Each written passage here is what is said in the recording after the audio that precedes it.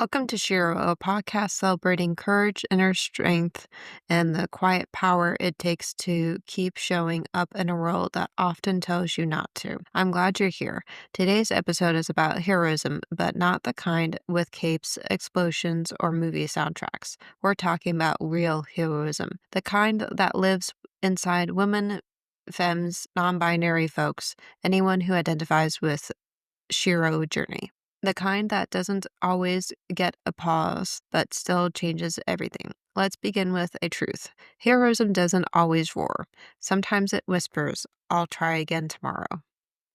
What makes someone a Shero? Not perfection, not superpowers, but presence, resilience, the decision to care deeply even when it hurts, to keep going even when you're tired, to speak up even when your voice shakes.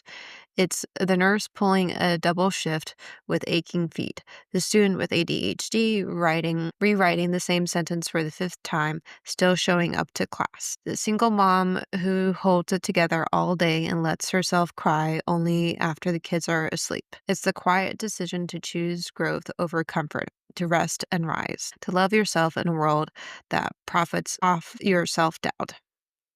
And I would add to that, for the people who have chronic pain, it's those of you who decide to keep going and keep fighting and to keep trying after everything has seemed to fail.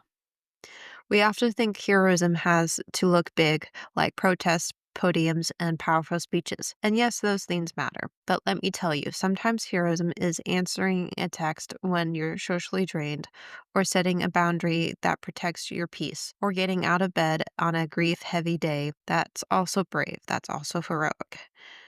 Here's something else. Most Shiros don't know they're being heroic in the moment. They're just doing what needs to be done the best way they know how to. And often they do it without support, without recognition, without backup. That's why this space exists to say, we see you, we honor you. You don't have to be loud to be legendary. So today I want you to name a heroic act that you've done recently. Yes, you. Don't downplay it, don't dismiss it. What did you do this week that took courage? Was it being honest about your needs?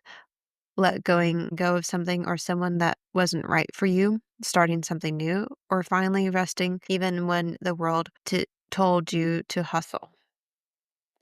For me, it was crying while I was walking my dog Truffles because I recently found out she has stage 2 kidney failure, which means she has 25% of her kidneys functioning. And I was crying while I was walking her because I was teared up and choked up about it because I don't know how much longer she has to live. And I was out in public and I was crying. And I think that takes some bravery. So that was what it was for me this week. So whatever it is, that was heroism. Now say it again, but this time without the word just. I just got through the day becomes I got through the day, and that's enough. Heroism isn't always what they show in the movies. Sometimes it's crying in the shower, then showing up with kindness anyway. Sometimes it's saying no, sometimes it's saying yes to yourself. Every time you choose integrity over approval, you're a Shero.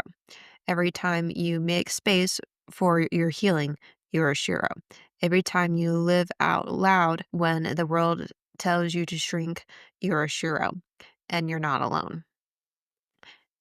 And like I said earlier, every time you keep trying when you could give up, which is the easy thing, you're a Shero. If you put voice to the voiceless and you put sight to the sightless and you put sound to the ones who are deaf, you're a Shero. Um, and if you put voice to the ones who are afraid to stand up for themselves, you're a Shero. Thank you for being with me today on Shero.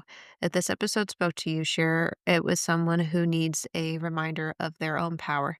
And remember, you don't need a cape, you don't need permission. You already are a Shero exactly as you are. Until next time, be brave, be tender, be you.